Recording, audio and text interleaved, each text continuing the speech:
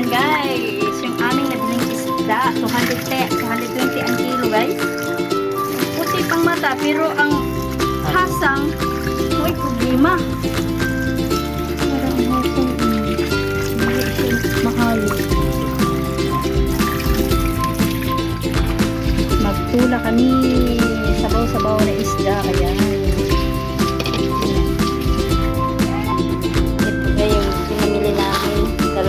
Spray. Yan, so inano ko lang yung isa at saka itong hindi ka nga dito James ano ka, nakunsa naman Isang tray na egg. Uy, ato man tanang butangan aning dahon. yung isang string egg hindi ka managala ng string tora among dinala kasi ito cabbage at papaya ito okra. Ayan. Ayan guys, no? Ito ang aming ang laman ng isang ganyan 1,174 ano siya ang laman. Balik ko importante ginagawa nila. Mga siyam na mabugang itong sleep na po Hala, wala lagi di crackers. Ako na. Tingkan then akong paborito napay itong Sa kilo nga hotdog, chicken hotdog. O, butang sa ref. Dayon, ami kape.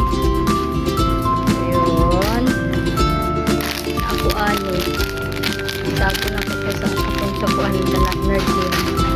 Dayon, unang ka ani. Ano siya? Nakapayag na. Isa ka oil. Ano yung oil? Karatura siya. O, dayon, gusto ni siya o na. Tapos, may ganito sa bread. Tapos,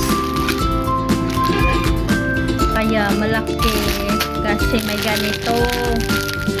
Oh, ayan. Gusto niya to. Ako din paborito ko. Yung sa pusa namin, 3 ganito. Ayan. Tapos nag-try ako nito. Ayan, ginilin. Ayan. Ilan ba yan? Tapos kalahating sugar. Brown sugar. Kasi isang ganito para sa kanyang spaghetti. Yun lang. Wala pa akong isa. Ayan. Sila talang. Oh. Kasali na po sa egg at saka yung isda 1,850 na ubos. Yun guys, thank you for watching guys. Yung lang sa hapon na ito, Saturday po ng hapon napunta kami sa market. Ayan, yun sila. Siyempre kasi di ba pag intro magluluto ko ng tinulang isda. Ito. Yan siya. Kasali na. Ayan. Ito. Maraming sabaw kasi gusto ko yung sabaw eh. Matabang. Dilim na kasi guys kaya hindi ako nakakuha ng malunggay. Ang malunggay nasa gilid lang ng bahay namin kaya ayun. Yan na lang nilagay ko cabbage. Thank you for watching. Yummy yummy. Kain muna kami. Thank you.